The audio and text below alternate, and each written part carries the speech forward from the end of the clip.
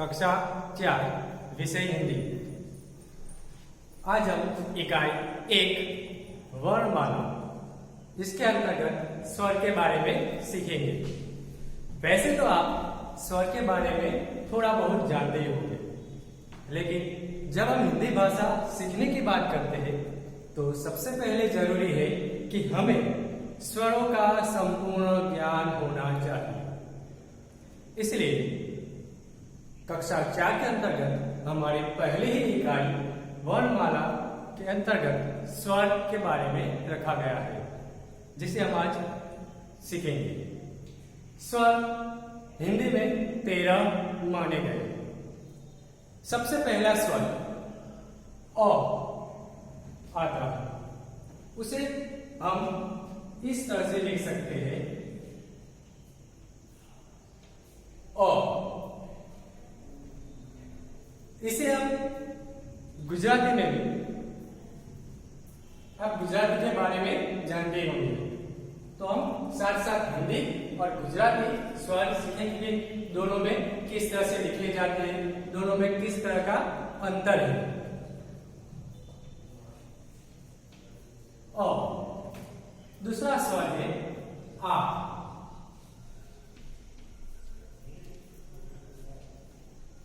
जिसे गुजराती के अंतर्गत हम इस तरह से लिखते हैं। यहां पर जब आप स्वर लिखते हैं, हिंदी भाषा सीखते हैं, तो आपका ध्यान में इस ओर जोड़ना चाहूंगा कि जब हम हिंदी भाषा लिखते हैं तो इसके अंतर्गत जो ये लाइन होती है नीचे से एकदम सीधी होती है, जबकि गुजराती के अंतर्गत हम लिखते हैं तो यहाँ पर थोड़ी सी मोड़ी होती है। इस बात का आपको खास ध्यान रखना है। साथ ही दूसरा अंतर यह है कि हिंदी के अंदर ऊपर इस तरह से आप लाइन देखते होंगे, जिसे हम शिरोरेखा कहते हैं। ये हिंदी भाषा के अंतर्गत आवश्यक है। अब आगे है तीसरा स्वर ई।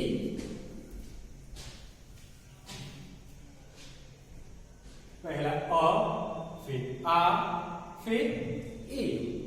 इसके बाद चौथा स्वर आता है ई। बड़ी, ये छोटी है और ये बड़ी है।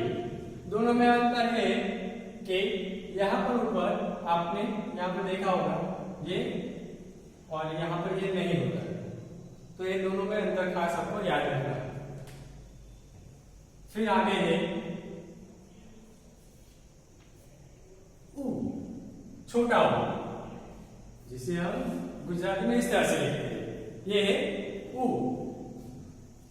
फिर बड़ा। तो इस तरह से पहले 6 स्वर हुए अ, आ, ई, ए, उ, ऊ। फिर आगे है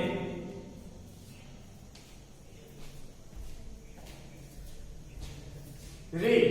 इसे कई हिंदी भाषा राज्यों में आपने देखा होगा, इसका उच्चारण रे के रूप में करते हैं। यहां पर हालांकि हम रू भी इसे कहते हैं।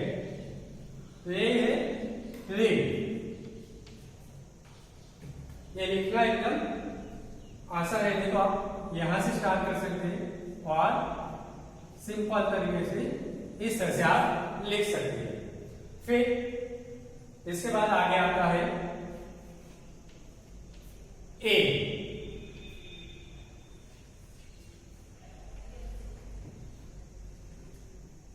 रे के बाद ए।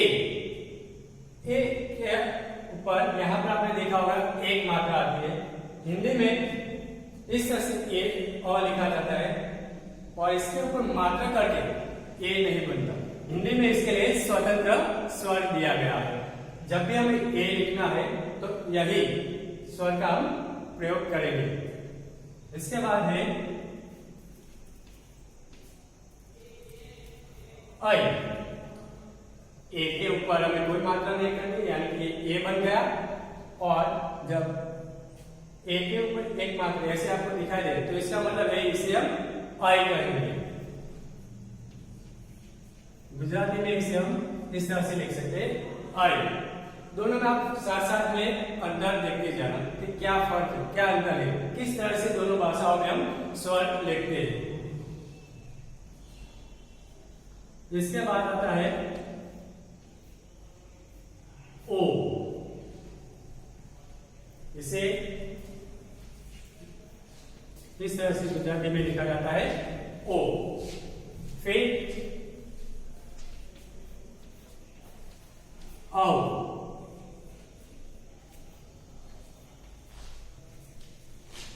फिर से हम पहले से देख लेते हैं अ, आ, ई, ए, उ,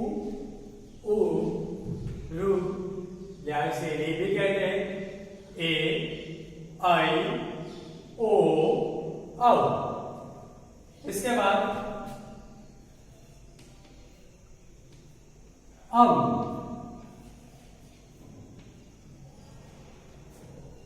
आगे ऊपर ये जो आप देख रहे हैं इसे हम अनुस्वार कहते हैं, ये अम। और अंतिम स्वर है अह। के बाद ये जो आप दो चिन्ह देखते हैं इसे विसर्ग कहा जाता है, यानी कि अह। तो ये कुल 13 स्वर हिंदी भाषा के अंतर्गत आते हैं।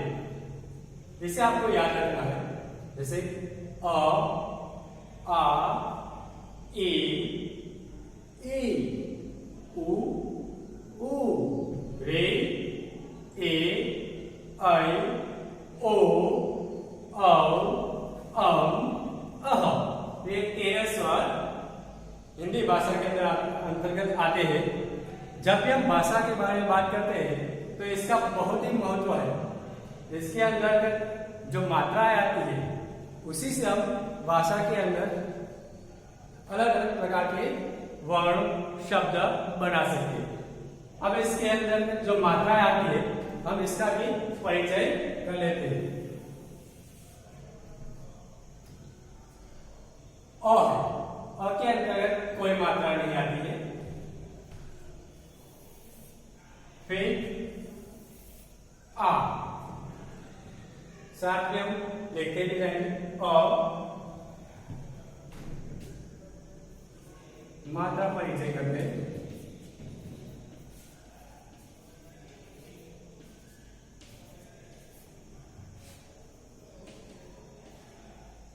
और की कोई मात्रा नहीं, इसे हम डैश कर देंगे। फिर आ,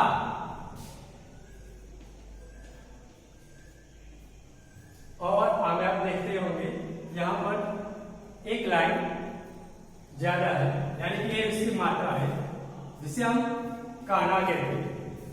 फिर छोटी, इसकी मात्रा इस तरह से करते हैं, इसे कहते हैं ह्रस्व।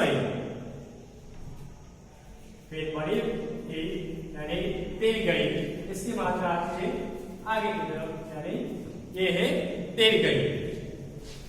फिर छोटा उ, इसकी मात्रा इसे कहते हैं ह्रस्व। फिर बड़ा उ, जिसे हम दीर्घ उ कहते हैं, ये इसकी मात्रा। आपने हिंदी भाषा के अंतर्गत ऐसी मात्राएं देखी होगी।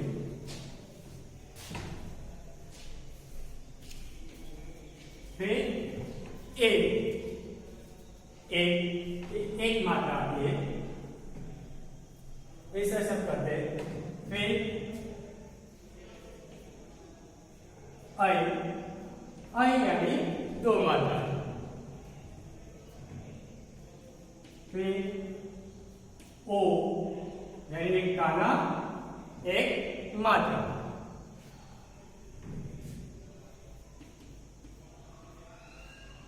औ यानी एक काना 2 मात्रा।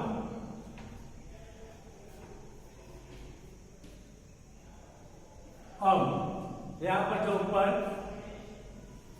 अनुस्वार है वो इसकी मात्रा है, यानी अब।